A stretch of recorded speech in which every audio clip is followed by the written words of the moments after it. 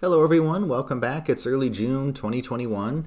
What you're looking at is basically what's been keeping us busy for the past few weeks, this back fence. So we decided to replace this old chain link fence with a brand new wooden fence.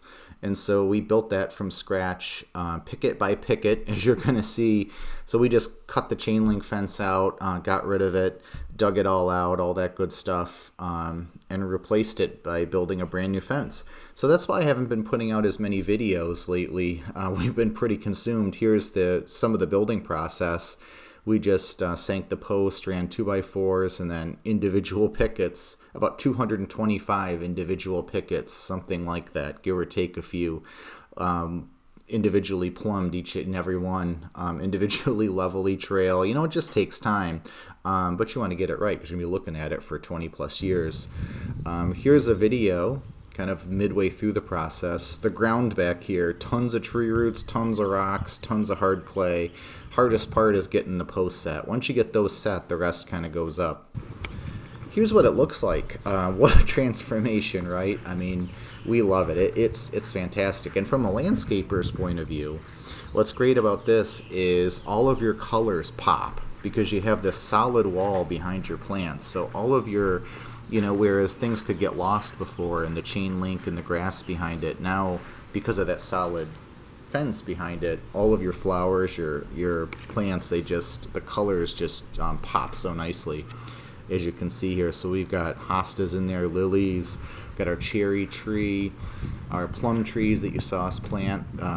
Garden looks a lot different now than it did a couple months ago, but they're doing really well. We moved all the forsythias. We didn't get rid of them. We just moved them to another part of the yard, kind of clumped them together, and so they're actually doing a much better job than they were before of providing a screen. They're just in a different place.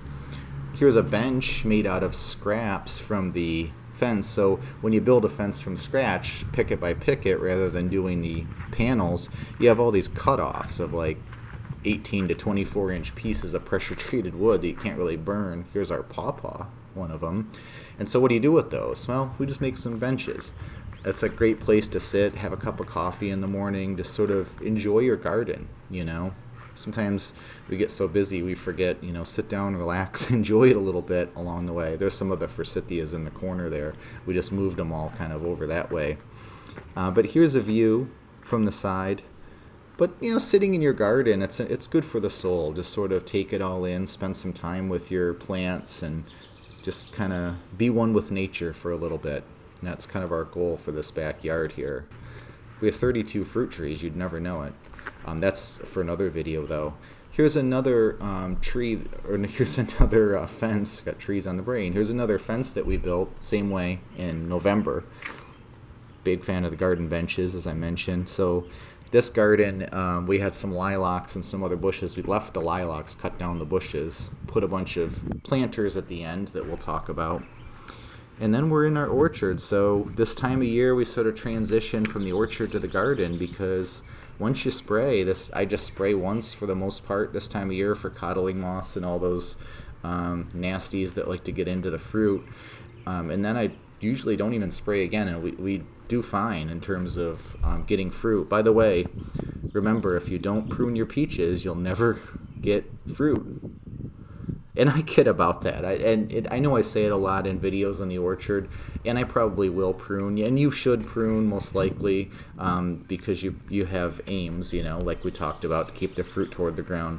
This tree is serving a purpose for us. I want it to get it as it is, really, really big, because it's blocking street light out. But I just get a kick out of people in forums that just go nuts over, especially this tree for some reason, when I share pictures of it, that you have to prune that, you have to do this after that. Really?